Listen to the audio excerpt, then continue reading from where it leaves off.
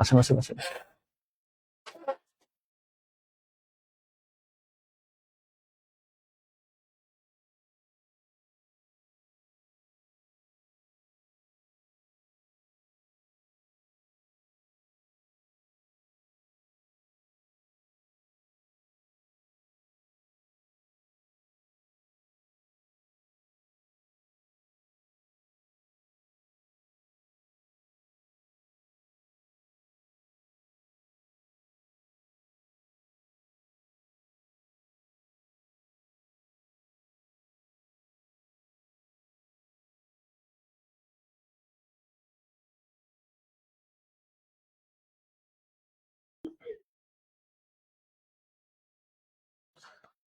আসসালামু আলাইকুম, সবাইকে আমাদের আজকের লাইভে স্বাগত জানাচ্ছি। তো আপনাদের জন্য আসলে খুবই টায়ারিং দিন যাচ্ছে। গতকাল বিসিএস এর পরীক্ষা দিলেন, আজকে সকালে অফিসার ক্যাশের পরীক্ষা দিলেন, আজকে বিকেলে দিলেন হচ্ছে অফিসার জেনারেল।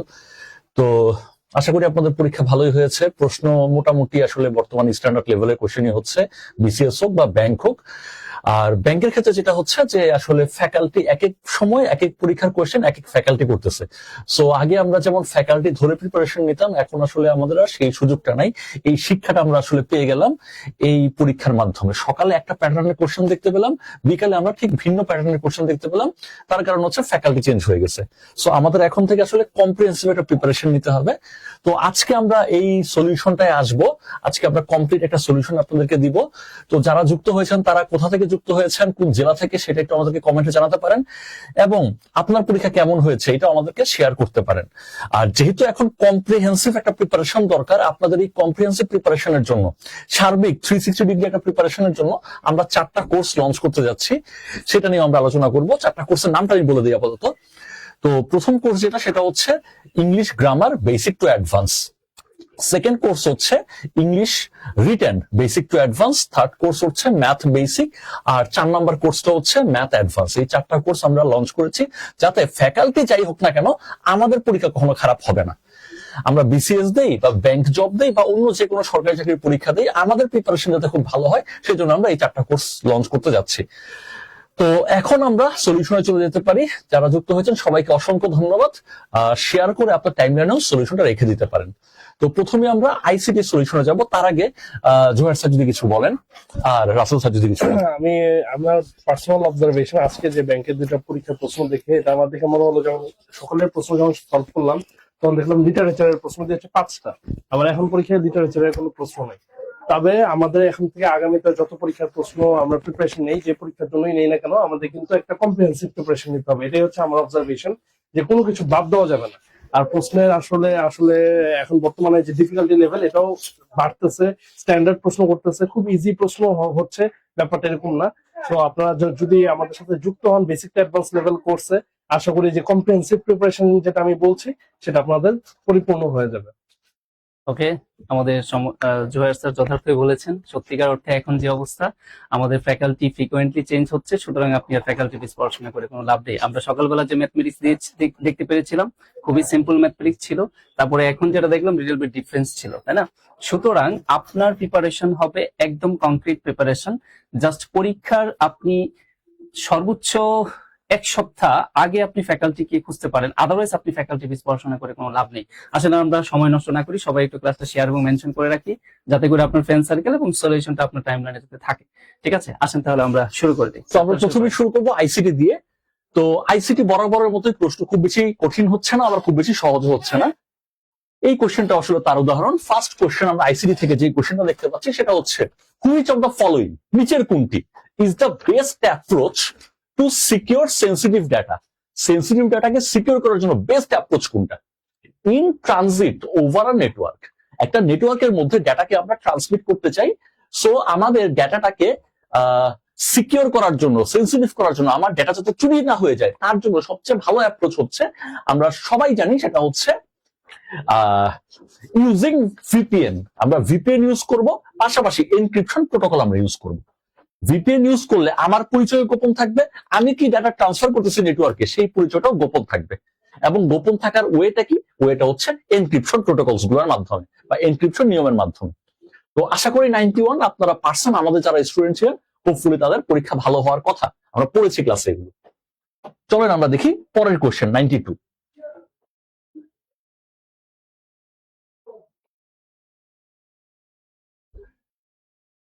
কোশ্চেনটা হচ্ছে হুইচ অফ দ্য ফলোইং, নিচের কোনটি is an example of social engineering attack? Social engineering অ্যাটাকের এক্সাম্পল আসলে কোনটা? তো আমরা জানি সোশ্যাল ইঞ্জিনিয়ারিং অ্যাটাকের এক্সাম্পল হচ্ছে ফিশিং। ফিশিং এর মাধ্যমে আপনাকে একটা লিঙ্ক পাঠানো হবে এবং সেই লিঙ্কে যাতে আপনি ক্লিক করেন আপনাকে সোশ্যালি প্রলুব্ধ করা হবে এবং তার মাধ্যমে আপনি সোশ্যাল ইঞ্জিনিয়ারিং অ্যাটাকের শিকার হবেন। আমরা যদি তার পরের কোশ্চেনটা চলে যাই, সেটা হচ্ছে, এটা ছিল সবচেয়ে ইজি কোশ্চেন আজকের দিনে। হুইচ অফ দ্য ফলোইং, নিচের কোনটি ইজ অ্যান ইনপুট ডিভাইস? নিচের কোনটা ইনপুট ডিভাইস? আমরা সবাই জানি লাইট পেন হচ্ছে input device, printer, monitor, plotter এরা সবাই আউটপুট ডিভাইস। তারপর 94 নম্বর প্রশ্নে যদি আমরা যাই, এখানে বলছে কোনটা 1 টেরাবাইট। তো 1 টেরাবাইট আসলে কত হবে? আমরা জানি 1 টেরাবাইট আসলে 1024 তার উপরে স্কোয়ার, এটা হচ্ছে 1 টেরাবাইট। তারপরের কোয়েশ্চেন এটা হচ্ছে what does SSD stands for? SSD এর ইলাবোরেশনটা কি হবে? তো আজকে সকালে এসএসডি নিয়ে একটা কোয়েশ্চেন ছিল, সেটা আরো ডিপ কোয়েশ্চেন ছিল, তবে এখানে ইজি কোয়েশ্চেন ছিল। এটা আমরা জানি সলিড স্টেট ড্রাইভ, এটা হচ্ছে আমাদের এসএসডি এর ইলাবোরেশন।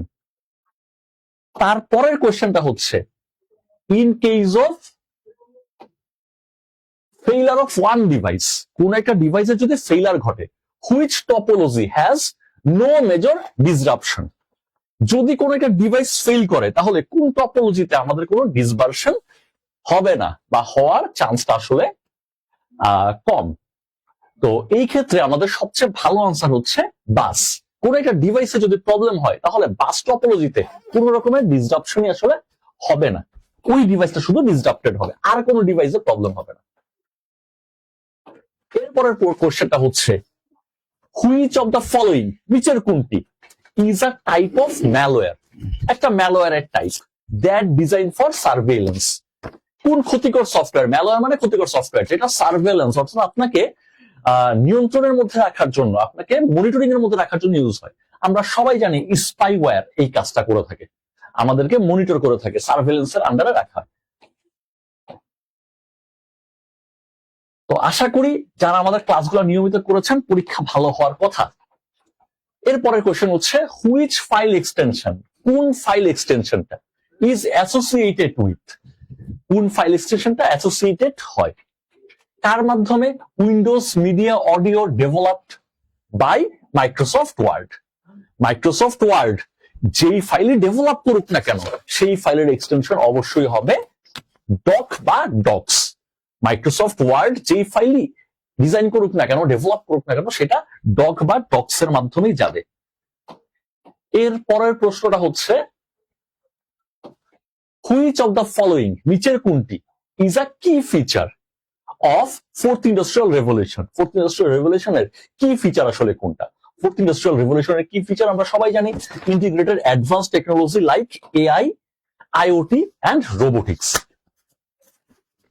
তারপরের কোশ্চেন, সর্বশেষ কোশ্চেন আইসিডি থেকে সর্বশেষ কোশ্চেন, সেটা হচ্ছে in the context of blockchain, ব্লকচেইনের প্রাসঙ্গিকতায় হোয়াট ইজ আ ব্লক? একটা ব্লক আসলে কি? তো ব্লকচেইনের প্রাসঙ্গিকতায় ব্লক হচ্ছে মূলত আমাদের ডেটা সেন্টার। তো এখানে দেখি a single data entry in a database, একটা সিঙ্গেল ডাটা এন্ট্রি করলে সেটা তার ব্লকচেইন হবে না। A group of transaction bundled together and added to blockchain laser.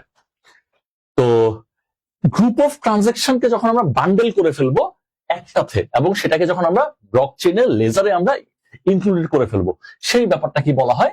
Blockchain. তো এই ছিল আমাদের আইসিডি থেকে আসা 10টা প্রশ্ন। তো খুব যে সহজ ছিল সেটাও বলবো না, আবার খুব যে কঠিন, পারাই যাচ্ছে না, পড়াশোনা করার পরেও পারা যাচ্ছে না এমন কোয়েশ্চেনও ছিল না। গতকালকের বিসিএস পরীক্ষা কিন্তু এমন কোয়েশ্চেনও ছিল যে আইসিডি পার্টেই যে আপনি অনেক বেশি পড়াশোনা করলেও সেটা মিস হওয়ার চান্স থাকে। বাট আজকের কোয়েশ্চেনটা পড়াশোনা করলে মোটামুটি পারার কথা। এখন আমরা বাকি অংশটা শুরু করব। এখন আমরা ম্যাথের সলিউশন দেখব। তো ম্যাথের সলিউশন দেখার জন্য আমরা আমন্ত্রণ জানাচ্ছি রাসেল স্যারকে। রাসেল স্যার আমাদেরকে ম্যাথের সলিউশন দেখাবেন। আমরা খুব বেশি ডিটেল সলিউশন এখন যাব না, কারণটা হচ্ছে আমাদের এখন সময় স্বল্পতা আছে। আমরা ইংলিশের সলিউশন। আচ্ছা জোহার স্যার আগে ইংলিশের সলিউশনটা দিবে, আমরা খুব বেশি ব্যাখ্যায় যাব না, আমরা রাইট আনসারটা যাব, তারপরে আমরা পরবর্তীতে সাবজেক্ট ওয়াইজ ডিটেলস ব্যাখ্যা আমরা দেখব। তো আমন্ত্রণ জানাচ্ছি জোহার স্যারকে। কত থেকে স্টার্ট? 51 থেকে। কত থেকে স্টার্ট ইংলিশটা? কত থেকে? 26।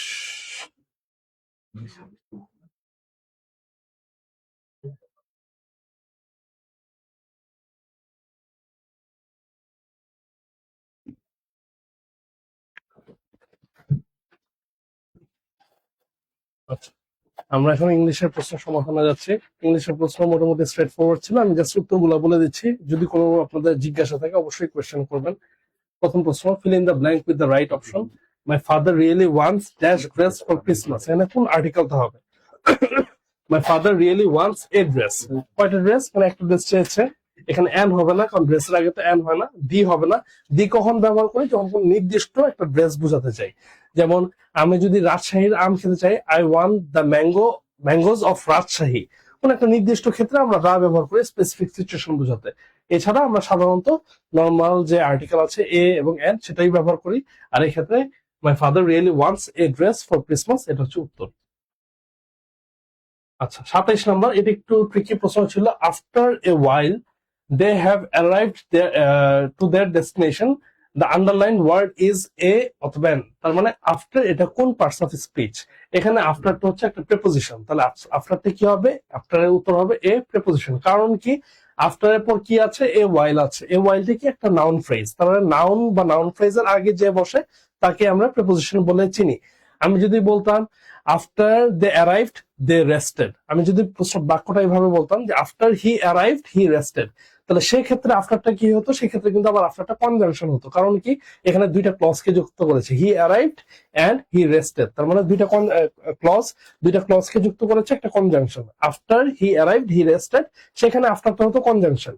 কিন্তু এখানে আফটার এ ওয়াইল, যেহেতু এ ওয়াইল একটা নাউন ফ্রেজ, নাউন ফ্রেজের আগে আফটার ব্যবহার হয়েছে, সেক্ষেত্রে এটা কিন্তু হবে প্রেপোজিশন। তার মানে অ্যান্সারটা হচ্ছে এ প্রেপোজিশন। 28 নম্বরটা দেখি। There was somebody walking behind us. I thought we were কি হবে? I thought we were being followed. এটার অ্যান্সার হচ্ছে B. I thought we were being followed. কেন বি হয়েছে? কারণ এখানে এটা আমাদের প্যাসিভ করতে হবে, এবং প্যাসিভ করতে হলে we এর পর একটা অক্সিলারি ভার্ব were, আবার যেহেতু এটা কন্টিনিউয়াস এর জন্য being এসেছে, followed past participle, তাহলে we were being followed, এটা হচ্ছে অ্যান্সার হবে 28 এর B.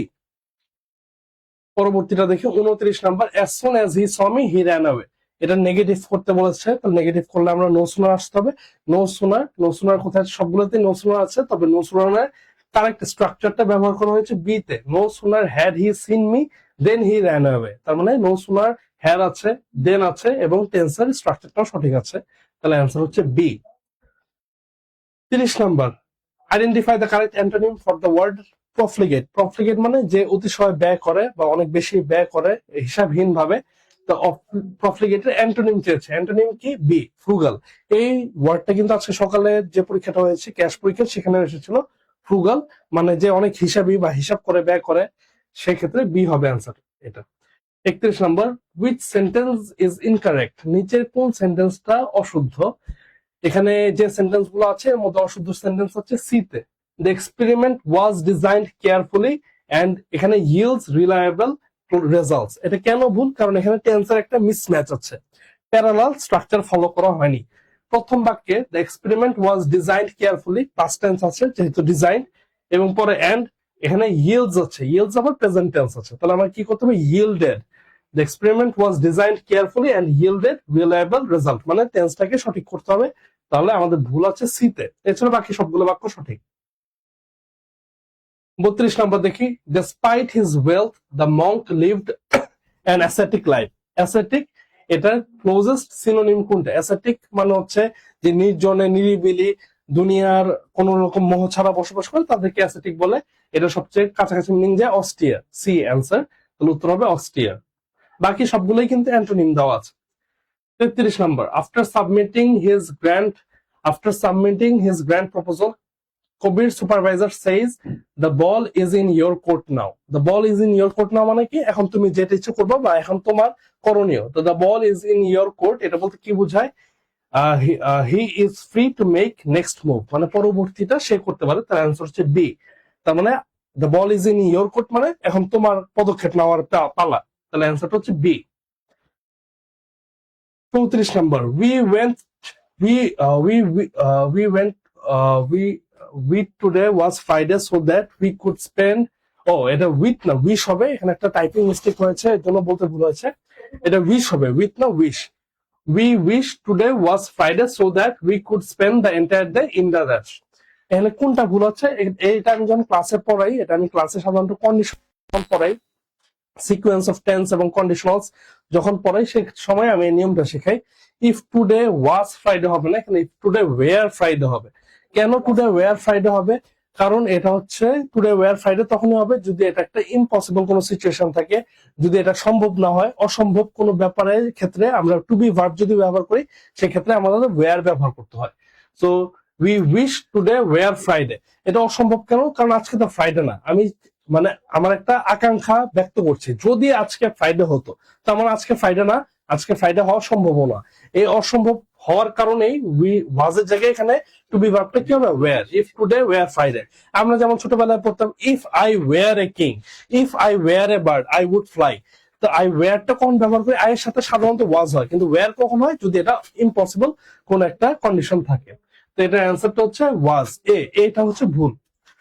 35 number, each of the scripts dash scrutinized carefully before result submission. Each of the script, each যখন থাকবে তখন আমরা জানি কি এটা সাবজেক্ট ভার্ব এগ্রিমেন্টের একটা রুল। ইচ থাকলে সবসময় ভার্বের সিঙ্গুলারটা ব্যবহার করতে হবে। ভার্বের সিঙ্গুলার কোথায় আছে? একমাত্র সিতে, বাকি সবগুলো প্লুরাল। ওয়্যার, হ্যাভ বিন, আর এগুলো সব প্লুরাল। তার মানে ইচ থাকার কারণে আমাদের সিঙ্গুলার ভার্ব নেবে, তাহলে এটার অ্যান্সার হচ্ছে সি। 36 নম্বর, doctor Aminul dash at the university since 1998। তার মানে আমরা বলেছি it has been raining since morning. Since থাকলে আমরা সাধারণত present perfect continuous tense use করি আমাদের যে ব্রিটিশ ইংলিশ সেক্ষেত্রে, তাহলে সেক্ষেত্রে অ্যান্সারটা হবে D. Doctor Aminul has been teaching at the university since 1998। 37 নম্বর, আমি কিন্তু একটু দ্রুত বলছি কারণ এখন আমি খুব বড় ব্যাখ্যা দিচ্ছি না, কারণ আমাদের আরো প্রশ্ন সমাধান আছে। এরপরে যদি ব্যাখ্যা সম্বলিত কোনো আমাদের ক্লাস থাকে এটা আমাদের সাথে লাইভ আপনারা দেখতে পারবেন। 37 নম্বর, she dashed the results correctly but the professor disagreed with her interpretation. She interpreted the results correctly. এটা আমাদের করলে কি হবে? আমাদের সঠিক টেন্স এবং প্যারালাল টেন্সটা হবে। যেহেতু প্রফেসর অলরেডি ডিসএগ্রি করে ফেলেছে, তার মানে এটা একটা পাস্টের ইভেন্ট। প্রফেসর অসম্মতি জানানো মানে কি? এটা একটা পাস্টের ইভেন্ট হয়ে গেছে, অসম্মতি জানিয়ে দিয়েছে। তাহলে সে ইন্টারপ্রিটেড কখন করেছে? এটাও পাস্টে করেছে, তাহলে অ্যান্সার হবে she interpreted। 37 এর অ্যান্সারটা এ। 38 the jury insists that the criminal be hung by Saturday. be hung কেন হলো? সাবজাংটিভ, এবং সাবজাংটিভের ক্ষেত্রে আমরা কি জানি? ভার্বের বেস ফর্মটা ব্যবহার করা হয়, তাহলে বিটা হচ্ছে ভার্বের বেস ফর্ম। 39 নম্বরে যাই, she was reluctant to comment about the ethical implication of the study. তাহলে comment about, কমেন্টের পর যে প্রিপোজিশন এখানে ব্যবহার করা হবে হচ্ছে about। 40 নম্বর দেখি, he said to me did you attend the conference last week? এটা ডিরেক্ট আছে, ইনডিরেক্ট করতে বলছে, তাহলে he said to me, said to এর জায়গায় হবে asked, he asked me। did you জায়গায় কি হবে? he asked me।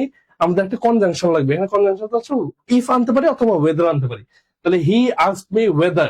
you এর জায়গায় ইউটা হচ্ছে সাবজেক্ট হয়ে যাবে, ইউটাকে আমি, তাহলে I, he asked me whether I had attended। যেহেতু এটা পাস্ট টেন্স আছে আমাদের পাস্ট পারফেক্টটা নিতে হবে, ডিড আছে তাহলে had attended হবে। he asked me whether I had attended the conference। যেহেতু লাস্ট উইক ছিল, লাস্ট উইক থাকলে আমরা ইনডিরেক্ট নারেশনের ক্ষেত্রে প্রিভিয়াস উইক ব্যবহার করি, তাহলে the previous week। তাহলে সঠিক অ্যান্সার হচ্ছে B, he asked me whether I had attended the conference the previous week। which of the following is a verb? নিচে কোনটা ভার্ব? এটা খুব ইজি। annihilate, annihilate হচ্ছে একটা ভার্ব। annihilate মানে ধ্বংস করে ফেলা, কোনো কিছু ধ্বংস করে ফেলা, এটাকে আমরা annihilate বলি। 42 number, the researcher that committed praised for the researcher, এখানে আমাদের অ্যান্সারটা হবে ডি, the researcher that। আচ্ছা সরি, এখানে টাইপিং মিস্টেক হয়েছে, the researcher এটা who হবে, the researcher who the committee praised for methodological। রিসার্চারের সাথে কি হবে? who হবে, that তো হবে না, এটা অ্যান্সারটা হবে A, who। 43 number, he can climb trees like a monkey, সে গাছ উঠতে পারে একটা বানরের মতো। তাহলে এর অ্যান্সার হবে B. 44 number, the synonym of the word erudite, erudite মানে হচ্ছে পণ্ডিত বা জ্ঞানী, অনেক জ্ঞান যাদের থাকে তাদেরকে বলে ইরুডাইট। তাহলে এর অ্যান্সার হবে সি। 44 এর অ্যান্সার হবে C. 45, I bumped dash one of my old friends in the new market yesterday. হঠাৎ করে আমার একটা পুরনো বন্ধুর সাথে নিউ মার্কেটে দেখা হয়ে গেছে। তাহলে এটা bumped into, বাম্পের সাথে কি হবে, বাম্প ইনটু মানে দেখা হয়ে যাওয়া বা হঠাৎ করে তার সাথে সাক্ষাৎ হয়ে যাওয়া। Has a storm uprooted the tree, the correct passive voice, passive করতে বলছে, তাহলে এটা প্যাসিভ হচ্ছে has the tree been uprooted by a storm, তাহলে অ্যান্সারটা হচ্ছে বি বা সি। হ্যাজ দ্য ট্রি, না সরি সি, বি না C, has the tree been uprooted by a storm, তাহলে প্যাসিভ ফর্মটা হচ্ছে C. 47, select the correct form of the form adverb, the student has carefully submitted her exam paper. এখানে অ্যাডভার্বটা কি, অ্যাডভার্বটা হচ্ছে carefully, তাহলে answer হচ্ছে C. Carefully adverb, যেহেতু এটা ভার্বকে মডিফাই করছে। কিভাবে সাবমিট করেছে, কেয়ারফুলি সাবমিট করেছে। Find out the correct translation, অরণ্যে রোদন, খুবই easy, Cry in the wilderness, তাহলে অ্যান্সার হচ্ছে সি, অরণ্যে রোদন। এটাকে ইংলিশ ইডিয়মটা হচ্ছে ক্রাই ইন দ্য উইল্ডারনেস।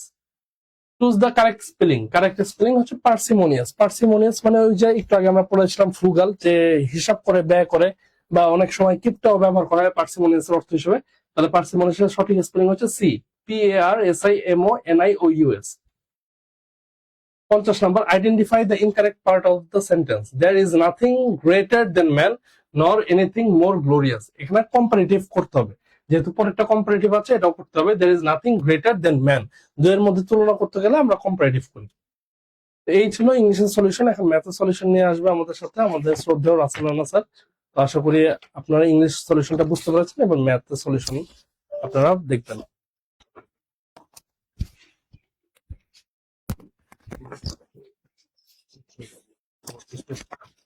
ওকে, আমাদের সম্মানিত জোহার স্যারকে অসংখ্য ধন্যবাদ।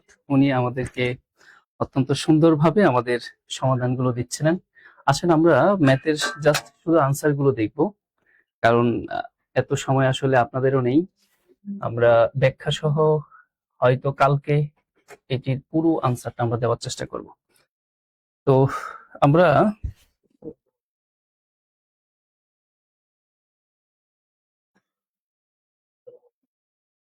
ওকে,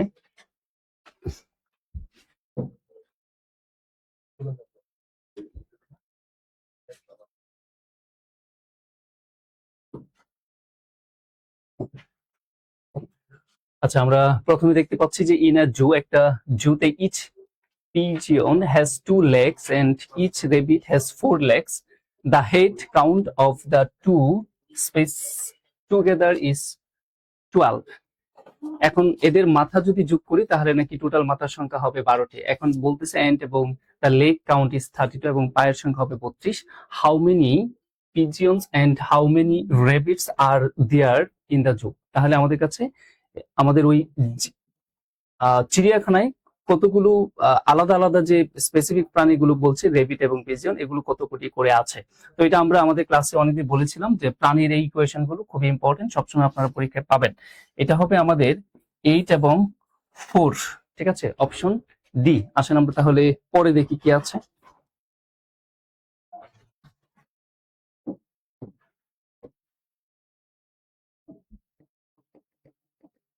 নেক্সট যেটা দেখতে পাচ্ছি যে আর train takes 8 second to cross a pole, একটা ট্রেন যদি আপনার একটি পুলকে অতিক্রম করে তাহলে 8 সেকেন্ড সময় নেয়। And 18 seconds to cross a platform and a length of 120, একটা প্ল্যাটফর্মের দৈর্ঘ্য হচ্ছে 120 মিটার এবং তাকে অতিক্রম করতে সময় নিচ্ছে হচ্ছে 8 second. What is the length of the train, তার ট্রেনের লেন্থটা কত সেটা জানতে চাওয়া হয়েছে। তাহলে এখানে দুইটা জিনিসের সাপেক্ষে একটা জিনিস অপরিবর্তনীয়, সেটা হচ্ছে কি গতি। তো আমরা যদি এখানে খুব দ্রুত ক্যালকুলেশন, আচ্ছা আমরা আনসারটাই বলে দিই যে এখানে আনসারটা আমাদের এখানে কত হবে। আদারওয়াইজ আমরা যদি ইকুয়েশন তৈরি করতে চাই তাহলে আমাদের এখানে স্পিডের ইকুয়েশন তৈরি করতে হবে, ঠিক আছে। তাহলে স্পিড মানে আমরা কি জানি, ডিস্টেন্স বাই টাইম, তাহলে ডিস্টেন্সটা হচ্ছে এক্স আর টাইম হচ্ছে এখানে কত 8। আর পরে যেটা আমরা দেখতে পাচ্ছি, আচ্ছা আমরা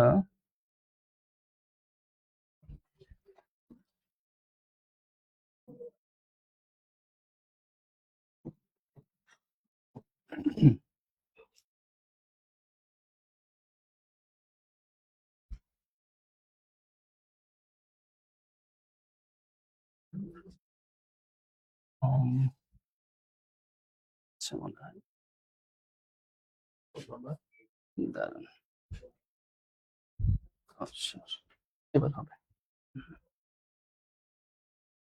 করছে।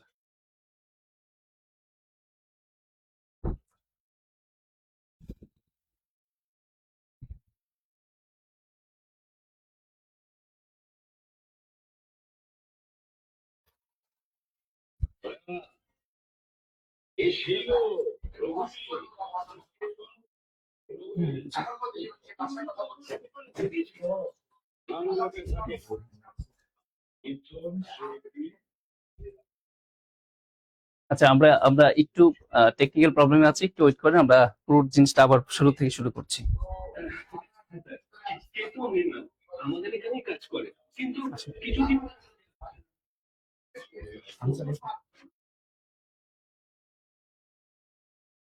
স্যার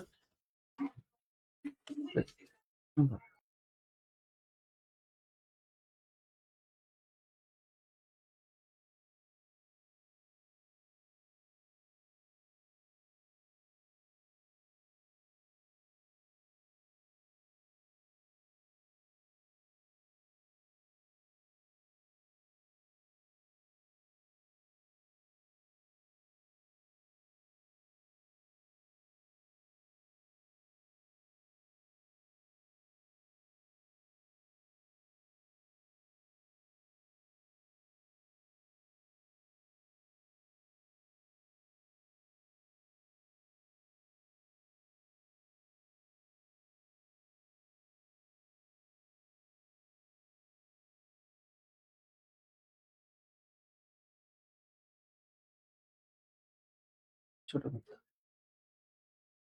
আরেকটু, হ্যাঁ এবার হবে, ঠিক আছে।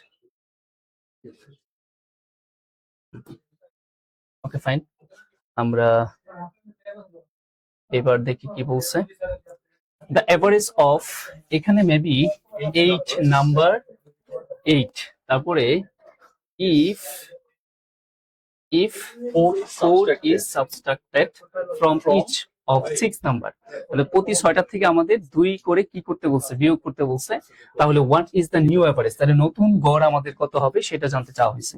নতুন গড় হবে হচ্ছে এখানে 5। আসেন আমরা তাহলে পরে দেখি কি আছে।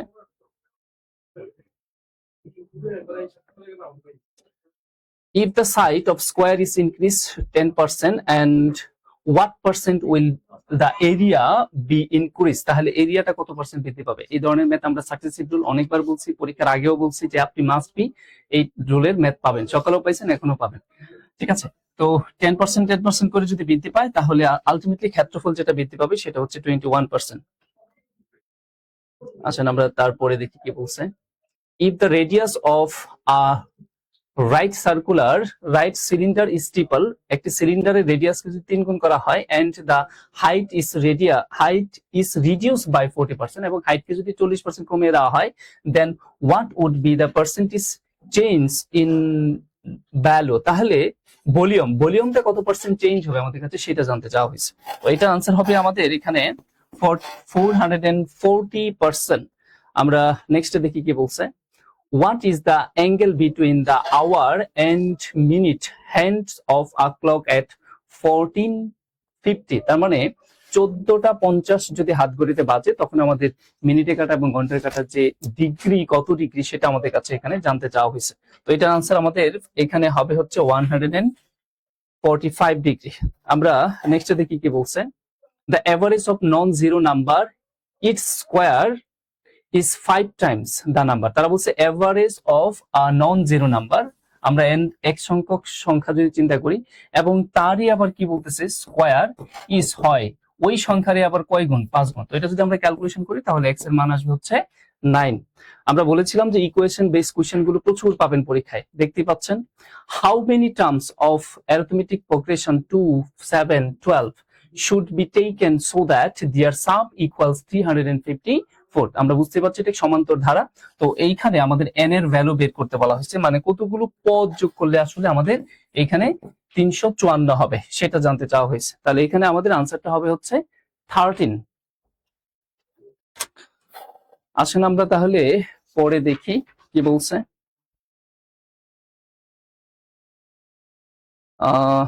আচ্ছা, এটা একটু কারেকশন হবে। n এর ভ্যালু হচ্ছে 12 হবে, ঠিক আছে। 12টি সংখ্যা যোগ করলে এখানে কত হবে? 554 হবে। আমরা ডিটেলসে পরে বলছি, আসলে আমরা পরে দেখি, দ্রুত আনসারটা দিয়ে নেই। এখানে তারা বলছে x two the power x সমান 3 টু দি পাওয়ার y এবং 6 two the power - 3, find the value of 1/x plus 1/y plus 1/z। তো এটার কোশ্চেন যেটা ছিল তার আনসারটা হবে হচ্ছে এখানে 0। আসলে আমরা তাহলে নেক্সটে আসি, দেখি কি বলছে। ইন আ সাইমন সরি আমরা না ইন আ কি বলছে এটা, সাইমালটেনিয়াস থ্রো। আচ্ছা, সাইমালটেনিয়াসলি যদি থ্রো করেন of a pair of dice, আপনি একটা সক্কার গুটিকে যদি আপনি থ্রো করেন, তাহলে দুইবার থ্রো করলে what is the probability of getting total more than 8, তাহলে 8 এর বেশি পাওয়ার সম্ভাবনা কত সেটা জানতে চাওয়া হয়েছে। তো এটার আনসার হবে হচ্ছে আমাদের 5/18। প্রবাবিলিটির একটা কোশ্চেন ছিল এটা, ঠিক আছে। আসলে আমরা তাহলে নেক্সটে দেখি কি আছে। The highest common factor two number is 11. দুইটা সংখ্যার গসাগু হচ্ছে 11 and এবং their lowest common multiple এবং লসাগু হচ্ছে 693 693। তাহলে if one of the number is 77, একটা সংখ্যা যদি 77 হয় তাহলে find the other number, তাহলে আদার নাম্বারটা কত আমাদের কাছে সেটা জানতে চাওয়া হয়েছে। এই ধরনের কোশ্চেন আমরা ক্লাসে অনেকবার ভেঙে ভেঙে বুঝিয়ে বলেছি, এগুলা খুবই সহজ। আমাদের এখানে ভাগ করে দিতে হবে 963 আর 7 দিয়ে ভাগ করলে আমরা পাবো হচ্ছে 99। আসলে আমরা তাহলে পরে দেখি। Silver is 17 times as heavy as water and copper is 7 times as heavy as water. In what ratio should this be mixed together? Alloy 13 times as heavy as water, আমাদের কাছে সেটা জানতে চাওয়া হয়েছে। তাহলে এইখানে আমাদের এটার আনসার যেটা হবে সেটা হচ্ছে 4। তার মানে অপশন ডি তে আমরা যেটা দেখতে পাচ্ছি 3:2। আসলে আমরা তাহলে নেক্সটে দেখি কি বলছে। The average of 6 number is 30 and if the average of first 4 number is 25, প্রথম যে 4টি সংখ্যা আছে তার গড় যদি 25 হয় and এবং that of the last 3 number is 35 এবং লাস্টের যে তিনটা আছে সেটা যদি 35 হয় তাহলে আমাদের ফোর্থ নাম্বারটা কত সেটা জানতে চাওয়া হয়েছে। তাহলে এটা আনসার হবে হচ্ছে আমাদের 25, অপশন সি। আমরা নেক্সটে আসি, দেখি কি বলছে। কোয়েশ্চেন গুলো আমরা যতটুকু বুঝতে পারছি যে মোটামুটি সময় না পাওয়ার কারণে হয়তো অনেকে একটু কষ্ট হচ্ছিল, তবে কোয়েশ্চেন গুলো খুবই কনসেপচুয়াল ছিল। A sum of টাকা 700 amount to টাকা 720 in 4 years at a simple interest. Okay, fine. What will it amount to if the rate interest increase by 2%? তাহলে ইন্টারেস্টের ভ্যালু যদি 2% বাড়িয়ে দেওয়া হয় তাহলে কত হবে আমাদের কাছে সেটা জানতে চাওয়া হয়েছে। তাহলে এটার আনসার হবে হচ্ছে কত? 706, অপশন বি তে আমরা দেখতে পাচ্ছি 768। আসলে আমরা তাহলে নেক্সট দেখি কি বলছে। In a mixture, the ratio of the milk and water is 6:5. Milk এবং ওয়াটারের রেশিও সেটা হচ্ছে 6:5। When যখন 22 litre mix is replaced by water, the ratio becomes 9:13. What is the quantity of water after replace? তাহলে আমাদের কাছে সেটা জানতে চাওয়া হয়েছে। তার মানে এখানে আমরা যেটা পাচ্ছি সেটা হচ্ছে 52 লিটার হবে এটার আনসার। অপশন ডি তে আমরা যেটা দেখতে পাচ্ছি 52 লিটার। নেক্সট আসে দেখি কি বলছে। Person 1 to 4 receive equal share of an income, okay, while person 5 receive half of what each of person 1 to 4 receive. Okay, fine. If the total income is 18,000, যদি মোট ইনকাম 18,000 টাকা হয়, how much does person 5 get? তার মানে এটা answer হবে হচ্ছে 2000, ঠিক আছে। 2000 কোথায় আছে? অপশন বি তে আছে। আসলে আমরা তাহলে পরে দেখি কি বলছে।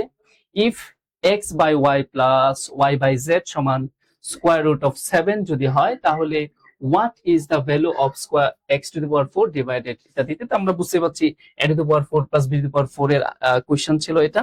তাহলে এইটার আনসার যেটা হবে সেটা হচ্ছে অপশন বি তে আমরা যেটা দেখতে পাচ্ছি কত 23। আসলে আমরা তাহলে নেক্সট দেখি কি আছে। আমরা একটা সূচকের কোশ্চেন দেখতে পাচ্ছি 289 to the power 0.7 and 17 to the power 0.16। তার মানে বুঝতে পারছি এখানে উভয়টার বেস সেম করতে হবে। তার মানে 289 এটারও বেস কত হবে 17, এবং এই দুইটা যোগ করে দিলে কত হবে 0.5। তার মানে 17 উপরে 0.5 মানে 1/2, that means square root of 17। এটা আনসার হবে। এটা আমাদের শীটেও ছিল এবং আমি আমার বিভিন্ন যে ফ্রি ক্লাসগুলো আছে ওইগুলোতে এগুলো করিয়েছি। এবার দেখেন কি বলছে, the some of 7th and 11th term of an arithmetic progression is 18. Find what is the sum of the first 7 term of the that progression. তার মানে এইখানেও আমরা যেটা দেখতে পাচ্ছি এটার আনসার হবে হচ্ছে অপশন এ। অপশন এ তে আমরা কত পাচ্ছি? ওকে, সেম কোশ্চেনই ছিল 153। আচ্ছা, আসেন আমরা তাহলে নেক্সটে যাই, দেখি কি বলছে। আমরা এইখানে ধারার থেকে দুইটা কোশ্চেন পেয়ে গেলাম। ফাইন, আমার সাজেশন গুলাতে ধারা ছিল কিন্তু। In how many different way can the letter of the word Jessore শব্দটি আপনি কতভাবে সাজাতে পারবেন সো দ্যাট যাতে করে দ্য ভাওয়েলস অলওয়েজ টুগেদার, তার মানে টুগেদার পারমুলেশন। তো এটা আমরা অনেকবার এই টাইপের কোশ্চেন গুলো করেছি। তাহলে এটার আনসার যেটা হবে, আপনাদের ভাওয়েল একসাথে রাখতে বলা হয়েছে। তার মানে ভাওয়েল আছে এখানে 3টা আর বাকি আছে কয়টা? 4টা। তাহলে এটাকে 1 আর এখানে 4 ধরলে আমাদের যেটা আসে সেটা হচ্ছে 5 ফ্যাক্টোরিয়াল, আর এখানে 3 ফ্যাক্টোরিয়াল গুণ করে দিলে আমাদের রেজাল্ট চলে আসে কত? 720। আসেন 720 নেই এখানে, না? আচ্ছা, আমরা একটু কারেকশন করে নিব, এইটাই মেবি আমাদের 720 হবে। ঠিক আছে, আসেন আমরা পরে যাই, দেখি কি বলছে। আচ্ছা, for which project did Marina and Tabassum receive the A's, আচ্ছা,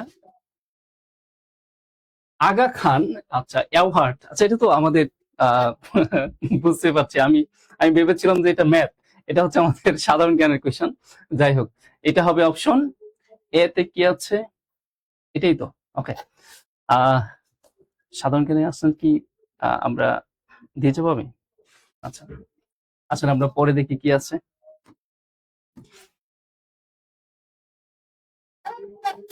ওকে, আমি সাধারণ জ্ঞানের আনসারটা আমাদের সদ্য তৌহিদ স্যারকে বলছি যে উনি যদি দেয় তাহলে ভালো হয়। আসেন আমরা তাহলে স্যারের কাছ থেকে আমরা পরে। ধন্যবাদ রাসেল স্যারকে। তারপরের কোশ্চেনটা হচ্ছে the jute of which district, কোন ডিস্ট্রিক্টের জুট অফ বাংলাদেশের কোন ডিস্ট্রিক্টের jute has been recognised as 61st GI product. আমরা জানি জুটের জন্য বিখ্যাত জেলা ফরিদপুর হচ্ছে 61তম জিআই প্রোডাক্ট। ফরিদপুরের পাট লাভ করেছে 61তম জিওগ্রাফিক্যাল ইন্ডেক্স প্রোডাক্ট হিসাবে। ময়মনসিংহের জুট অনেক ভালো, বাট আনফরচুনেটলি ফরিদপুরের জুট আসলে এই স্বীকৃতিটা পেয়ে গিয়েছে। তারপরের কোয়েশ্চেন হচ্ছে how many banks were recently merged, কয়টা ব্যাংক রিসেন্টলি মার্জ হয়েছে from Sammilito Islami bank PLC. সম্মিলিত ইসলামী ব্যাংক পিএলসি হিসাবে 5টা ব্যাংক মার্জ হয়েছে। তার পরের প্রশ্ন হচ্ছে ইন্টারন্যাশনাল লিটারেসি ডে হচ্ছে 8 সেপ্টেম্বর। তারপরের প্রশ্নটা হচ্ছে how many referendum so far held in Bangladesh. তো বাংলাদেশে এখন পর্যন্ত 3টা রেফারেন্ডাম হয়েছে। রেফারেন্ডাম মানে গণভোট, 3টা গণভোট হয়েছে। Which ministry is responsible for implementing social safety net programmes. Social safety net programmes implement করে মিনিস্ট্রি অফ সোশ্যাল ওয়েলফেয়ার। তারপরের প্রশ্নটা হচ্ছে who appoints chief election commissioner of বাংলাদেশের চিফ ইলেকশন কমিশনারকে অ্যাপয়েন্ট করেন প্রেসিডেন্ট। তারপরের প্রশ্নটা হচ্ছে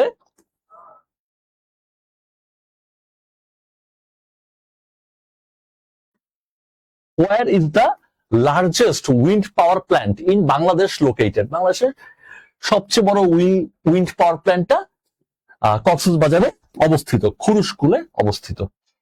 তারপরের কোশ্চেনটা হচ্ছে from which source does the highest revenue Bangladesh government earn করে ভ্যাট থেকে, ভ্যালু অ্যাডেড ট্যাক্স থেকে। যেহেতু আমরা গরিব দেশ, ভ্যালু অ্যাডেড ট্যাক্স থেকে আমাদের সবচেয়ে বেশি রেভিনিউটা অর্জন হয়। From which 2 countries does Bangladesh import the majority of its soybean oil? Soybean oil এটা সবচেয়ে বেশি ইম্পোর্ট করা হয় আর্জেন্টিনা এবং ব্রাজিল থেকে। তারপরের প্রশ্নটা হচ্ছে Saint Martin's Island is located at the mouth of which river? আমরা সবাই জানি নাফ রিভার, নাফ রিভারের মুখে এটা অবস্থিত। তারপরের প্রশ্নটা হচ্ছে how many stars are there in national emblem of Bangladesh? তো আমরা জানি আমাদের জাতীয় প্রতীকে 4টা তারা থাকে, দুই পাশে 2টা করে, টোটাল 4টা থাকে। Which agreement aims to limit global warming below 2 degree Celsius? এটা প্যারিস এগ্রিমেন্ট, এটাও আমরা জানি। তারপরের প্রশ্নটা হচ্ছে which country is the largest emitter of carbon dioxide globally? Globally carbon dioxide সবচেয়ে বেশি ইমিট করে চায়না। তবে এই কোশ্চেনটা কিন্তু অনেক সময় চেঞ্জ হয়ে যাবে, এক এক সময় এক একজনের অবস্থা খারাপ থাকে। এক সময় আমরা পড়তাম কাতার কুয়েত কাকু করে পড়তাম, বাট এখন সেখান থেকে চায়না চলে আসছে। তারপরে প্রশ্নটা হচ্ছে which country becomes the first nation to criminalise artificial intelligence child abuse tools? একদম সাম্প্রতিক কোশ্চেন। ব্রিটেনে এটাকে ক্রিমিনালাইজ করার জন্য এইটার বিরুদ্ধে ব্যবস্থা নেওয়া হয়েছে। একদম জাস্ট 1 উইকের মাঝে ঘটা একটা প্রশ্ন ছিল। The term Dunki route is related to which of the following? আপনারা ডাঙ্কি সিনেমাও দেখেছেন, সেই ডাঙ্কি সিনেমা থেকে কিন্তু আপনারা খুব ভালোই আইডিয়াটা পেয়েছেন। The an illegal immigration method, যেখানে শাহরুখ খানকে আপনারা দেখেছেন এই ডাঙ্কি মেথডে, ডাঙ্কি মুভিতে উনি ট্রাভেল করেছিলেন ইংল্যান্ডের উদ্দেশ্যে। এরপরের প্রশ্ন Mount Fentale that was recently seen in the news due to volcanic eruption is located in which country? এটা অবস্থিত ইথিওপিয়াতে। তারপরের প্রশ্ন হচ্ছে which city has launched one free zone passport system? তো এটা দুবাই চালু করেছে। তারপরের প্রশ্নটা হচ্ছে which country has filed a case against Israel for genocide in which court? কোন কোর্টের কোন দেশ এটা চালু করেছে? আমরা এটা জানি সাউথ আফ্রিকা চালু করেছে ইন্টারন্যাশনাল কোর্ট অফ জাস্টিস আইসিজে-তে। তারপরে হচ্ছে আমাদের সর্বশেষ কোশ্চেন জিকে পার্টের, সেটা হচ্ছে leave no one behind, this is a core principle of which of the following? এটা কিসের কোর প্রিন্সিপাল? তো এটা আমরা জানি এটা হচ্ছে সাস্টেইনেবল ডেভেলপমেন্ট গোল এর কোর প্রিন্সিপাল, এবং এটার সাথে অত্যন্ত ভালোভাবে জড়িত হচ্ছে আমাদের গোল 17। এখন আমাদের সর্বশেষ অংশ আমরা বাংলা নিয়ে আলোচনা করব। চলুন আমরা চলে যাই আমাদের বাংলা প্রশ্নে।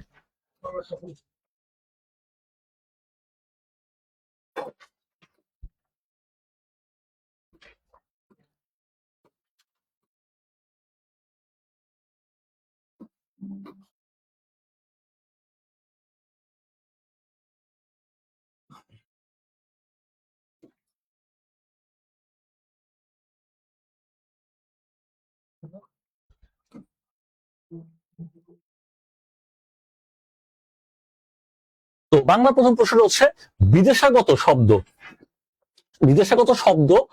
বিদেশাগত বাংলা শব্দের মধ্যে ভিন্ন জাতীয় শব্দগুচ্ছ কোনটি? আচ্ছা, তো এটা কি পোশাক পছন্দ হিসাব, নাকি আরং রং মোরগ, নাকি আলাদা আলোকসান জেলা, নাকি দোকান শনাক্ত নিশান? স্যার হ্যাঁ, আরং রং মোরগ এটা হবে আমাদের সঠিক উত্তর। তারপরের প্রশ্নটা যদি আমরা যাই, সেটা হচ্ছে বিশেষণ বর্গের উদাহরণ কোনটি? আর কি বলেন, বিশেষণ বর্গের উদাহরণ কোনটা হতে পারে? হ্যাঁ অবশ্যই রাইট, পোকা খাওয়া কাঠ দিয়ে ভালো আসবাব হয় না। তারপরের শব্দটা, পরের প্রশ্নটা যদি আমরা যাই, সেটা হচ্ছে নিচের কোনটি পর্তুগিজ ভাষা থেকে আগত না? তিনটাই পর্তুগিজ থেকে আগত, লাশ হবে সঠিক উত্তর। তারপরের প্রশ্নে যদি আমরা যাই, কোনটি মৌলিক শব্দ? যেমন বাঁশ থেকে বাঁশি, তারপর হচ্ছে তেল থেকে তৈল, তারপর হচ্ছে জল থেকে জলধি, তাহলে এইটা মৌলিক শব্দ, সে কারো কাছ থেকে উৎপত্তি লাভ করে নাই। এর পরের শব্দ হচ্ছে কোনটি ঘোষ ধ্বনি নয়? আমরা জানি বর্গের প্রথম 2টা শব্দ অঘোষ, পরের 2টা ঘোষ। তাহলে এখানে আসলে আমরা অঘোষ ধ্বনি নয়, তার মানে ঘোষ। ঘোষ অবশ্যই বর্গীয় জ হবে। তারপরের প্রশ্ন, সত্য থেকে সত্য ব্যাপারটা চলে আসছে, তার মানে ই বা উ আগে চলে আসছে। ই বা উ আগে চলে আসলে সঠিক উত্তর হবে অপিনিহিতি। তারপরের প্রশ্নটা হচ্ছে মন শব্দটার বিশেষণ কি? মানসিক হবে। মন শব্দের বিশেষণ হচ্ছে মানসিক। তারপরে হচ্ছে অনুজ্ঞা সূচক বাক্যের শেষে কি হয়? সকল বাক্যের শেষে, আশ্চর্যবোধক বাক্য ছাড়া বাকি সব বাক্যের শেষে দাঁড়ি হয়। তো এখানেও তার ব্যতিক্রম না, দাঁড়িয়ে হবে। তারপরের শব্দ হচ্ছে উপপদ তৎপুরুষ সমাসের উদাহরণ কোনটি? উপপদ তৎপুরুষ, জাদুকর হবে। জাদুকর, হ্যাঁ। তারপরের কোয়েশ্চেনটা হচ্ছে আমার সোনার বাংলায় বৈষম্যের ঠাঁই নেই। এটা আসলে জটিল হয় না, জৈবিক হয় না। হ্যাঁ, এটা সরল হয়, কারণ আমার ভার্ব একটা, সাবজেক্ট একটা, তার সাথে কমপ্লিমেন্ট অনেকখানি বড়, বাট আমাদের আনসার হবে সরল বাক্য। সরল বাক্য। সাবজেক্ট একটা, ভার্ব একটা, সরল বাক্যের বাইরে যাওয়ার সুযোগ নাই। তারপরেরটা হচ্ছে নিচের কোন বিপরীত শব্দটা ঠিক নয়? অমৃতর বিপরীত গরল, তস্কর সাধু, কৃষ স্থল, অর্বাচীন। প্রাচীন হওয়া উচিত ছিল, কিন্তু প্রাচীন না দিয়ে আধুনিক দিছে, তার মানে এটা সঠিক নয় বলেই সঠিক উত্তর। এরপরের প্রশ্ন হচ্ছে নিচের কোনটি ভিন্নার্থক? কোনটার অর্থ আসলে ভিন্ন? অজগর বৃত্তি, অজগর সাপের মতো নড়াচড়া আপনি করবেন না। গোফ খেজুরে, গোফের মধ্যে খেজুর পড়ে আছে কিন্তু মুখে তুলে খাবেন না। নুনের পুতুল, একটু হালকা বাড়ি দিলেই আপনি শেষ হয়ে যান। তাহলে ঘরের ঢেকি, সে অনেক কাজকর্ম করে, আর বাকি সবাই খুবই অলস। তারপর হচ্ছে বাক্যের অন্তর্গত শব্দগুলোর বিশ্বাসযোগ্য ভাব সম্মিলনের অভাব। তার মানে হাতি আকাশে উড়ে বেড়াচ্ছে, এখানে সবই ঠিক আছে, কিন্তু বিশ্বাসযোগ্যতার অভাব, তাই এটাকে আমরা বলবো বাক্যটা যোগ্যতা হারিয়েছে। তারপর হচ্ছে যুগ্ম স্বরধ্বনির প্রতীক কয়টি? দুইটি, ওই এবং ও। তার মানে আমাদের সঠিক উত্তর হবে দুইটি, ওই এবং ও, ডি হবে। ডি। তারপরের প্রশ্ন হচ্ছে করলাম, এখানে লাম কিসের উদাহরণ? ক্রিয়া বিভক্তি হবে না? এটা ক্রিয়া বিভক্তি। কর হচ্ছে ক্রিয়া, ক্রিয়ার পরে বিভক্তি আকারে যুক্ত হয়েছে, তাই এটা ক্রিয়া বিভক্তি। এরপরে প্রশ্ন হচ্ছে একন, এর ব্যাস বাক্য কোনটা হবে? একনের ব্যাস বাক্য কোনটা হবে? এক দ্বারা উন। এক দ্বারা উন, তার মানে একের মাধ্যমে আসলে কমে গেছে, মানে ওয়ান শর্ট। তারপরে হচ্ছে সন্ধির নিয়ম অনুসারে কোন বানানটি ভুল? আসলে এটা চারটাই সঠিক। হ্যাঁ। চারটাই সঠিক, কিন্তু এখানে প্রত্যেকটা সঠিক। সন্ধির নিয়ম অনুসারে চারটাই সঠিক, কিন্তু যদি আমরা এটাকে যদি দীর্ঘকার করে দিই, প্রত্যুষে যদি রস্যকারের জায়গায় দীর্ঘকার করে দিই, তাহলে এটা ভুল হয়। আগে দীর্ঘকার নেওয়া হতো, কিন্তু বর্তমানে এটা হচ্ছে রস্যকার দিয়ে নেওয়া হচ্ছে। সুতরাং এখানে যা দেওয়া আছে চারটাই সঠিক। প্রশ্নটা বলছিল, তো সেক্ষেত্রে আমরা যদি এটা যদি দীর্ঘকার থাকতো তাহলে সঠিক উত্তরটা ডি হতো। সুতরাং যেহেতু রস্যকারে আছে, তাহলে তাহলে আসলে সবগুলোই সঠিক। উয়ের পরে, সরি, রস্যিকার বা দীর্ঘইকারের পরে যদি অ বা আ আসে, তখন ব্যাপারটা জফালা হয়ে যায়। এখানে জফালার উপস্থিতি আমরা দেখতে পাচ্ছি। যাক, তারপরের প্রশ্নটা হচ্ছে নিচের কোনটি আনি প্রত্যয় যোগে গঠিত হলেও স্ত্রীবাচকতা না বুঝিয়ে ভিন্ন অর্থ বোঝাচ্ছে? মাতুলালি তো স্ত্রী ভাষাতে বোঝাচ্ছে, ইন্দ্রাণী বোঝাচ্ছে ক্ষত্রিয়। ইন্দ্রের স্ত্রী, হ্যাঁ, ক্ষত্রিয়ের স্ত্রী। হিমানি, হিমানি বলতে হিমানী হবে। এখানে হিমানি তো আসলে স্ত্রীবাচক বোঝাচ্ছে না। তারপরের প্রশ্নটা হচ্ছে কোথায় থাকা হয়? ভাববাচ্যের খুব একটা ক্লাসিক্যাল উদাহরণ, কোথায় থাকা হয়? এটা ভাববাচ্য, কোথায় থাকা হয়, কোথায় যাওয়া হয়। তারপরেরটা হচ্ছে লেখার সময় কোন কথা অব্যক্ত রাখতে চাইলে, লেখার সময় কোনো কথা অব্যক্ত রাখতে চাইলে কোন বিরাম চিহ্নের ব্যবহার করা হয়? কোনো কথা যদি আমরা অব্যক্ত রাখতে চাই, তখন আমরা কোন বিরাম চিহ্নটা ব্যবহার করব? আমরা ত্রিবিন্দু ব্যবহার করব, যদিও বর্তমান বাংলায় এটার খুব একটা ব্যবহার নাই। ক্লাসিক্যাল বাংলায় একসময় ব্যবহৃত হতো। তারপরের প্রশ্নটা হচ্ছে 64 উনকোটি 64 বাগধারাটির অর্থ কি? স্যার, কি অর্থ দিতে পারি আমরা? প্রায় সম্পূর্ণ। প্রায় সম্পূর্ণ। তারপর হচ্ছে ইদৃশ, ইদৃশের বিপরীত শব্দ কোনটি? সদৃশ। তদৃশ। ইদৃশ মানে ইহার সদৃশ, তদৃশ মানে তাহার সদৃশ, ইহার নয়। তারপরে বলছে মৌন নয়, ছোট গল্পটি কার লেখা? শওকত ওসমান। শওকত ওসমান। তো যারা পারবেন তারা আমাকে একটু বলবেন শওকত ওসমানের আসল নাম কি? মাত্র 2টা প্রশ্ন দিয়েছে সাহিত্য থেকে। সাহিত্য থেকে। তারপর হচ্ছে পরশুরাম ছদ্মনাম কে ধারণ করে? রাজশেখর বসু। রাজশেখর বসু, উনি পরশুরাম ছদ্মনাম ধারণ করেন। তো বাকিদের ছদ্মনামও কিন্তু আমাদের একটু খেয়াল রাখতে হবে, কার ছদ্মনাম নীললোহিত, কাকে আমরা বনফুল বলবো, এগুলো একটু খেয়াল রাখতে হবে। তারপরের প্রশ্ন হচ্ছে বিভক্তি মূলত কি? বিভক্তি মূলত কি? বলক, যোজক, লগ্নক লগ্ন। নাকি নির্দেশক? বিভক্তি মূলত হচ্ছে লগ্নক, শব্দের শেষে লেগে থাকে।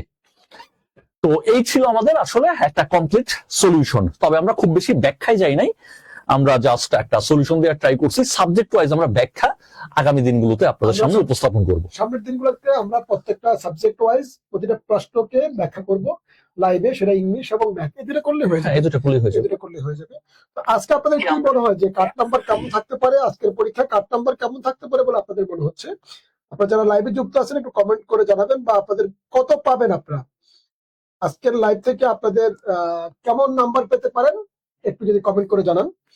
আপনাদের কার পরীক্ষা কেমন হয়েছে, কেমন পেতে পারেন এটাও বলতে পারেন, পাশাপাশি সকালবেলা যে অফিসার ক্যাশের পরীক্ষা দিয়েছেন সেটাও আমাদের কমেন্টে জানাতে পারেন। যদিও এখন আমরা সলিউশন দিয়েছি অফিসার জেনারেলের, তারপর আপনারা একটু কমেন্টে আমাদের জানাতে পারেন যে সকালে আপনারা যে অফিসার ক্যাশের পরীক্ষা দিয়েছেন এবং এখন যে অফিসার জেনারেলের পরীক্ষা দিয়েছেন এটা কেমন হয়েছে।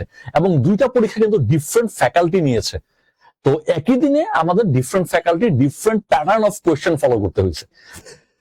তো আপনাদের পরীক্ষা কেমন হয়েছে জানাবেন, এবং হচ্ছে কার কত মার্কস থাকতে পারে এটা আমাদের সাথে শেয়ার করতে পারেন। এখানে স্যার আমরা যতটুকু বুঝতে পারছি মনে হচ্ছে যে সকালের যে পরীক্ষাটা ছিল হুম। এটার কার্ড মার্কটা একটু বেশি হবে। ক্যাশে তো 0.5 বেশি। হ্যাঁ, আর আজকে এখন বিকালে ক্যাশে তো 1262 মতো, মানে 1200 প্লাস, আর এখানে 900 প্লাস। এখন প্রশ্ন হচ্ছে 10,000 টিকাবে না 15,000 টিকাবে সকালে? 1200 যেহেতু, তো স্বাভাবিকভাবে 10 প্লাস থাকার কথা। হ্যাঁ। 10 প্লাস থাকার কথা। তো 10,000 যদি হয় তাহলে কাট মার্ক কি 60 ক্রস করবে কিনা বা 55 না, এরকম এখানে থাকবে নির্ভর কিনা? করবে পরীক্ষার্থী ওনাদের, এটা তো আমরা তো পরীক্ষার হলে যাই নাই। পরীক্ষার হলে আসলে ওনাদের সাথে কেমন ছেলে মেয়ে পরীক্ষা অংশগ্রহণ করেছে। যদি পরীক্ষার্থী বেশি হয় স্বাভাবিকভাবে কাট নাম্বারটা কি হবে?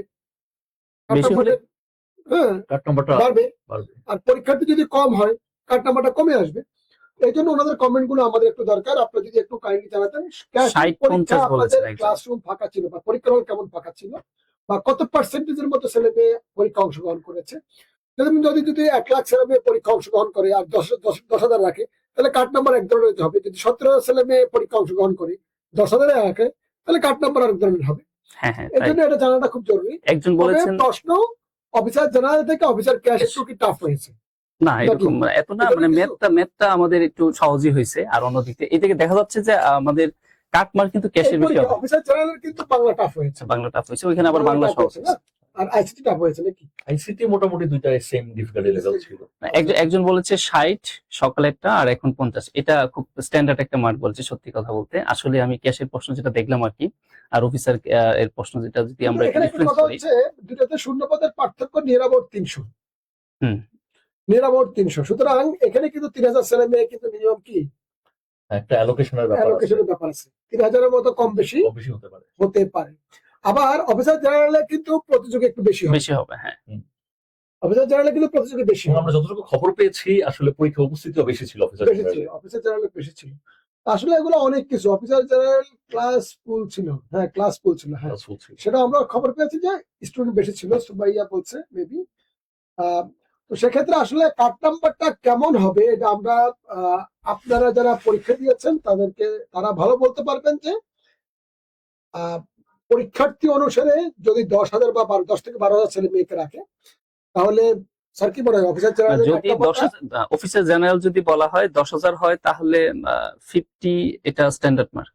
50 মানে কি প্রশ্ন কি ক্যাশ কঠিন হয়েছে না? না না, ক্যাশটা লিটল বিট একটু সহজ, জেনারেলের থেকে একটু সহজ হয়েছে। তাহলে তো এটাতে বেশি হবে। কারণ হ্যাঁ সেজন্যই বলছি 60, কারণ হচ্ছে যে অফিসার, হ্যাঁ 60, কারণ হচ্ছে যে অফিসার ক্যাশের ম্যাথ গুলো কিন্তু সহজ ছিল।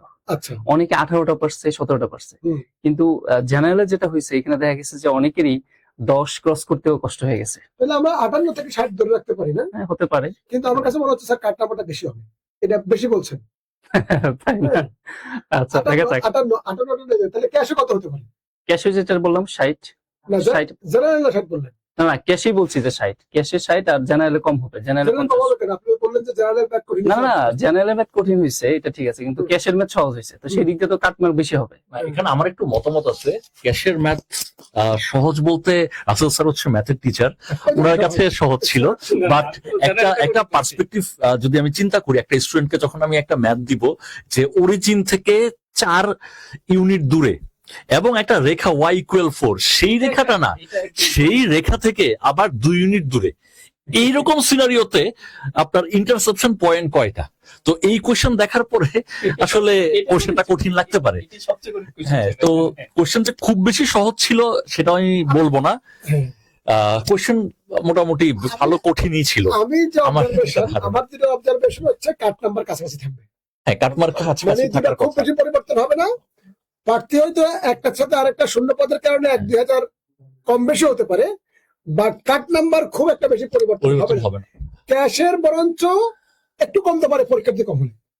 হতে পারে আমাদের একজন এবং ক্যাশের ক্ষেত্রে ব্যাপার যেটা ছিল আসলে নাম্বার মানে নিউমেরিক ডিজিট গুলো ছোট ছিল, বাট কনসেপচুয়ালি অনেক স্ট্রং কোশ্চেন ছিল। অনেকগুলো বিষয় আছে। ক্যাশ কিছু ব্রিলিয়ান্ট ছেলে মেয়ে, যেমন একটা ভালো বিশ্ববিদ্যালয়ের ভালো একটা সাবজেক্ট থেকে পড়ালেখা করা একটা স্টুডেন্ট ক্যাশের পরীক্ষা অংশগ্রহণ না করার সম্ভাবনা রয়েছে, বাট সে কিন্তু অফিসার জেনারেলে অংশগ্রহণ করেছে, যদিও চাকরি হওয়ার পরে কিন্তু একই কাজ করবে, একই কাজ করবে। হ্যাঁ, কিন্তু তারপরে পদের নাম দেখে অনেকে ইন্টারেস্টেড হয় না।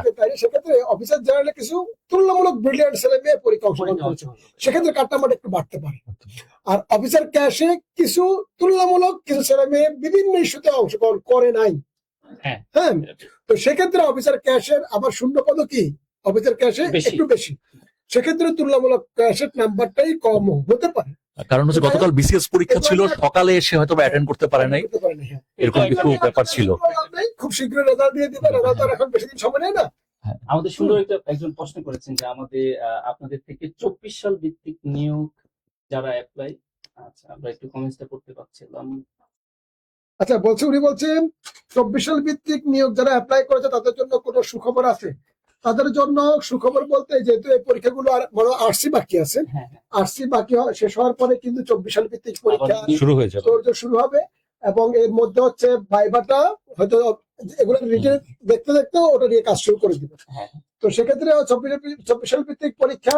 তবে এখানে একটু সমস্যা হচ্ছে মাঝখানে নির্বাচন, 12 তারিখে নির্বাচনের পরে বর্তমান যে কমিটি আছে, নির্বাচনের পরে হয়তো ব্যাংকার সিলেকশন কমিটিতে একটা পরিবর্তন আসতে পারে। সেই পরিবর্তন আসার পরে মাঝখানে হয়তো 1-2 মাস 3 মাস সময় নিতে পারে, এরপরে 24 সাল ভিত্তিক পরীক্ষা শুরু হয়ে যাবে। হ্যাঁ, এবং আরেকটা বিষয় আপনাদেরকে জানিয়ে রাখি, নিয়োগ প্রক্রিয়ার যে গ্যাপটা ছিল, যেমন আমরা 24 সাল ভিত্তিক পরীক্ষা এখন দেবো 26 সাল, 25 সাল ভিত্তিক সার্কুলার এখনো হয়নি, আগের বছরের সার্কুলার পরের বছরের ডিসেম্বর জানুয়ারিতে হতো। এই গ্যাপটা কমে আসবে, হয়তো আমাদের 24 সাল ভিত্তিক পরীক্ষা যদি জুন জুলাইয়ের মধ্যে কমপ্লিট হয়ে যায় বা আগস্টের মধ্যে কমপ্লিট হয়ে যায়, আগস্ট সেপ্টেম্বর দিয়ে কি দিতে পারি, ওটা আবার সার্কুলার দিয়ে দিতে পারি, যেটা এবারে আগে সার্কুলার দিয়ে হয়েছে, কিন্তু আগে সার্কুলার হয়েছে বা এর আগেও হতে পারে। হ্যাঁ, তবে এখন সময় 24 সালের ভিত্তির জন্য খুব একটা সময় আপনারা পাবেন না। আর বাংলাদেশ ব্যাংকের এডির নিয়োগ কেন হচ্ছে না? বাংলাদেশ ব্যাংকের এডির নিয়োগ হচ্ছে না, বাংলাদেশ ব্যাংকের একটা সংস্কার আমাদের অর্থ মন্ত্রণালয় বা সরকারের কাছে বর্তমানে রয়েছে, যেটা আরো প্রায় 3-4 মাস আগে জমা হয়েছে। সেই সংস্কারটা যদি বাংলাদেশ ব্যাংক চাচ্ছে যে সরকারের হস্তক্ষেপ মুক্ত একটা কেন্দ্রীয় ব্যাংক চাচ্ছে, যেটা গভর্নর বারবার বলছে, সেটা হচ্ছে সচিব কমিটি হয়তো এটাকে অ্যাপ্রুভাল করছে না, বা হচ্ছে এটা নিয়ে তাদের দ্বিমত থাকতে পারে, অন্য মতামত থাকতে পারে। এই জন্য বাংলাদেশ ব্যাংকের এডি নিয়োগটা আপাতত স্থগিত রয়েছে। তো বাংলাদেশ ব্যাংকের নতুন সরকার আসলে নতুন সরকারের মেন্টালিটি কেমন তার উপর ভিত্তি করে নতুন হয়তো সামনে নতুন গভর্নরও আসতে পারে, সরকার না চাইলে তার গভর্নর থাকতে পারবে না, আবার গভর্নর এইজের একটা বিষয় আছে। তো সেক্ষেত্রে আপাতত খুব শীঘ্রই আপনি এডি সার্কুলার পাচ্ছেন, এই ধরনের চিন্তা না করাই ভালো হবে মিস্টার মিরাজ। তো যাই হোক, আমার মনে হয় দুটা কাট নাম্বারের কাছাকাছি হবে। কাছাকাছি হওয়ার কথা। আচ্ছা, যেহেতু আসলে এখন ডিফারেন্ট ফ্যাকাল্টি পরীক্ষা নিচ্ছে, তো সেই কারণে আমরা একটা প্ল্যান করছিলাম যে আসলে আমরা একটা কম্প্রিহেন্সিভ প্রিপারেশন নেয়ার জন্য আমরা 4টা কোর্স লঞ্চ করতে যাচ্ছিলাম, যাতে এই কোর্সগুলোর মাধ্যমে ফ্যাকাল্টি যেই হোক না কেন আপনি একবার প্রিপারেশন নেবেন এবং সেই প্রিপারেশনের মাধ্যমে যে কোনো ফ্যাকাল্টির কোশ্চেন আপনি ফেস করতে পারবেন। কারণ আমাদের মেইন প্রবলেমটা হচ্ছে বাংলায় না, আমাদের মেইন প্রবলেম কিন্তু আসলে জিকেটা না, আমাদের চাকরি পাওয়ার ক্ষেত্রে বড় অন্তরায় কিন্তু আসলে ম্যাথ এবং ইংরেজি। তো ফ্যাকাল্টি যেই হোক না কেন, কোয়েশ্চেন প্যাটার্ন যেমনই হোক না কেন, আমরা যদি একটা টোটাল প্রিপারেশন নিতে পারি সকল ফ্যাকাল্টির কোয়েশ্চেন ফেস করার মতো, তো সেই প্রিপারেশনের জন্য আমরা চিন্তা করছিলাম যে ইংরেজির 2টা কোর্স এবং ম্যাথের 2টা কোর্স চালু করতে। রাইট। এখন আসলে বিষয়টা হচ্ছে 2024 সাল পর্যন্ত বিসিএস, ব্যাংক, প্রাইমারি সহ সকল চাকরি পরীক্ষার প্রশ্নের প্যাটার্ন ছিল এক ধরনের ট্রেডিশনাল প্যাটার্ন। ট্রেডিশনাল প্যাটার্ন ছিল। বাট 2025 সাল থেকে বিসিএস পরীক্ষা, ব্যাংক পরীক্ষা, এই পরীক্ষাগুলোর প্রশ্নপত্রে আমূল পরিবর্তন এসেছে। বিশেষ করে লিখিত পরীক্ষার প্রশ্নে হ্যাঁ হিউজ পরিবর্তন এসেছে। আপনারা যারা 47তম বিসিএস এর প্রশ্ন দেখেছেন, আপনারা যারা লাস্ট সিনিয়র অফিসার রিটেন বা অন্যান্য রিটেন পরীক্ষার প্রশ্নগুলো দেখেছেন, তারা বিশ্বাস করবেন যে আসলে আগের ট্র্যাডিশনাল পড়াশোনা দিয়ে বর্তমানে লিখিত পরীক্ষা ভালো করা সম্ভব না। যার কারণে আমরা আমাদের শিক্ষকদের মাধ্যমে, শিক্ষকরা 4টা কোর্স নিয়ে এসেছে আপনাদের জন্য। এর মধ্যে একটা কোর্স হচ্ছে বেসিক ম্যাথ, একদম বেসিক। আমাদের প্রাইমারি নিবন্ধন লেভেলের যে ম্যাথ গুলো আমাদের জানা জরুরি, অথবা যেমন ভগ্নাংশ নির্ণয়, পার্সেন্টেজ নির্ণয়, ওই ছোটখাটো ম্যাথ গুলো, হ্যাঁ লসাগু গসাগু নির্ণয়, এগুলো আমরা বলতে পারি গণিতের বেসিকটা ডেভেলপমেন্ট। আর বেসিকটা ডেভেলপমেন্ট কেন প্রয়োজন? কারণ বেসিক যদি আপনার না থাকে তাহলে আসলে আপনি অ্যাডভান্স লেভেলের ম্যাথ নিয়ে আপনাকে কি করতে হবে? স্ট্রাগল করতে হবে। খুব স্বাভাবিক। এই ম্যাথ আসলে মূলত ডিজাইন করা হয়েছে যারা এসএসসি বা এইচএসসি পর্যন্ত সায়েন্সে ছিলেন, তারপরে আপনি আসলে নন সায়েন্স ব্যাকগ্রাউন্ডে চলে গিয়েছেন ভার্সিটি লেভেলে, সো আপনার মোটামুটি 5, 6, 7 বছর ম্যাথের বাইরে রয়েছেন। তো তাদের ম্যাথের বেসিকটাকে ডেভেলপ করে বর্তমান সময়ের প্রেক্ষাপটের উপযোগী করে তোলা পর্যন্ত আমরা এই কোর্সটাকে ডিজাইন করেছি, একদম বেসিক লেভেল থেকে শুরু করে যাতে আপনি কমপ্লিট করতে পারেন এবং এই লেভেল পর্যন্ত। 50 ঘন্টার কোর্স, 50 ঘন্টার কোর্স। 50 ঘন্টার কোর্স। এবং এখানে শুধু আপনাকে শর্টকাট ম্যাথ শেখানো হবে না, এখানে আপনাকে প্রথমে একটা ম্যাথের অরিজিন বা একটা ম্যাথের বেসিকটা ডেভেলপ করবে। বেসিক ডেভেলপ হওয়ার পরে আপনি প্রশ্ন দেখে কিভাবে উত্তর চুজ করবেন, দ্রুততম সময় উত্তর চুজ করবেন, এখানে সেটা শেখানো হবে। আর পাশাপাশি আরেকটা আমাদের অ্যাডভান্স ম্যাথ কোর্স আছে। তবে অ্যাডভান্স ম্যাথ কোর্স সবার জন্য। আপনারা যারা বিসিএস পরীক্ষা দিবেন, ব্যাংকের পরীক্ষা দিবেন, যে বিভিন্ন ফ্যাকাল্টি পরীক্ষা নিচ্ছে, 47তম বিসিএস এর লিখিত পরীক্ষার যে প্রশ্ন হয়েছে, হ্যাঁ আমার দেখা এই যাবৎকালের ম্যাথের সবচেয়ে টাফ কোশ্চেন ছিল। এখন টাফ কোশ্চেন কেন? কারণ প্রশ্নটা অনেকটাই ব্যাংক টাইপের হয়েছে, ব্যাংক লিখিত প্রশ্ন টাইপের হয়েছে। আজকেও আপনারা 2টা ম্যাথের কোশ্চেন সলভ করেছেন, সো এই লেভেলে আপনি যদি একজন বিগিনার হন, এই লেভেল থেকে শুরু করাটা ডিফিকাল্ট। তো তাদের জন্য মূলত বেসিক কোর্স, বেসিকটা ডেভেলপ করে এসে তারপরে আমরা আজকের যেই কোশ্চেন ছিল এই কোশ্চেন সলভ করার মতো অ্যাবিলিটি গেইন করব। আজকের প্রশ্ন প্লাস বিসিএস এর প্রিলি এবং রিটার্নের প্রশ্ন বা ব্যাংকের প্রিলি এবং রিটার্ন যেন ভালো করতে পারেন। এবং এটা কোর্সটা আমাদের অনেক বড় কোর্স, এখানে প্রায় 64 আওয়ার্স এর মতো একটা কোর্স আমাদের, 64 আওয়ার্স। তবে এই কোর্সটা হচ্ছে বিগিনারদের জন্য না, বিগিনারদের জন্য। যারা মনে করেন যে আমি বেসিক শিখবো তাদের জন্য, যারা হচ্ছে ম্যাথ পারেন, ম্যাথ মোটামুটি পারেন, হ্যাঁ ম্যাথ মোটামুটি পারেন, তবে আজকের পরীক্ষায় যে হয়তোবা 10-এর নিচে পেয়েছেন কিন্তু অবশ্যই সেটা 7-8-এর নিচে না, তাদের জন্য মূলত অ্যাডভান্স কোর্সটা। মানে বেসিকটা মোটামুটি ক্লিয়ার।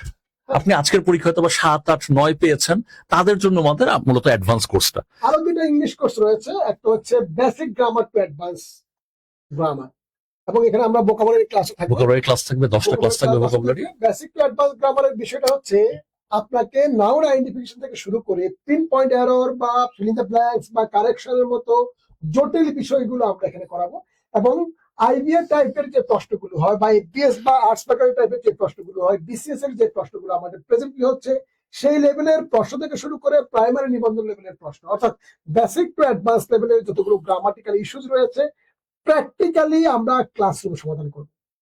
হ্যাঁ, আমরা প্রথমে বেসিক থেকে শুরু করবো, অ্যাডভান্স লেভেলে যাই আমরা হিউজ প্রশ্ন সমাধান করব। আর আরেকটা হচ্ছে যেটার জন্য এখন চাকরি হয় না, সেটা কি স্যার? সেটা হচ্ছে ইংলিশ রিটেন, এবং সেটা বিসিএস ও প্রয়োজন, ব্যাংকেও প্রয়োজন। তো ইংলিশ রিটেনটা হচ্ছে আমরা আপনাদের প্রায় এখানে নিয়ার অ্যাবাউট 64 আওয়ার্স এর কোর্স ইংলিশ রিটেন। এবং এখানেও আমরা আপনাদেরকে রাইটিং এর জন্য 6-6টা গ্রামার ক্লাস দিব, এবং এখানে আপনার ট্রান্সলেশন থেকে শুরু করে প্যাসেজ কম্প্রিহেনশন, তারপরে হচ্ছে ফোকাস রাইটিং, এসে রাইটিং, তারপর আর্গুমেন্ট রাইটিং, হ্যাঁ, তারপর হচ্ছে আপনার কি বলে ট্রান্সলেশন, মানে as a whole BCS bank বা বাংলাদেশের অন্যান্য পরীক্ষায় যতগুলো আইটেম আসে প্রতিটা আইটেম কি করবে, যেমন ফিচার্স রাইটিং, হ্যাঁ, তো সামার রাইটিং, সবগুলো আইটেম এখানে আসবে। এবং আমাদের সত্য জুয়েল স্যার এবং হচ্ছে আদিত্য স্যার, এই দুজন টিচার হচ্ছে মেন্টর থাকবেন। আমরা আপনাদেরকে আমাদের কোর্সগুলোতে ভর্তি হওয়ার জন্য ইনভাইট করছি না, আমরা আপনাদেরকে ইনভাইট করব টিচারদের সাথে আপনারা 2 থেকে 4 ঘন্টা এক একটা সেশনে অংশগ্রহণ করবেন, কোর্সের অবজেক্টিভ সম্পর্কে জানবেন, কোর্সে কি কি শেখানো হবে সেই বিষয় সম্পর্কে জানবেন, জানার পর দিন আপনারা ডিসিশন নেবেন। শেষ করি স্যার। হ্যাঁ হ্যাঁ জি, আজকে সবাই যারা যুক্ত ছিলেন সবাইকে অসংখ্য ধন্যবাদ, এবং আপনাদেরকে এই ফ্রি সেশন যেটা অনুষ্ঠিত হবে সেই সেশনের আমরা একটা আমন্ত্রণ জানাচ্ছি সবাইকে, এবং কখন কোন সেশন হবে সেটা আমরা গ্রুপে আপলোড করে দিব।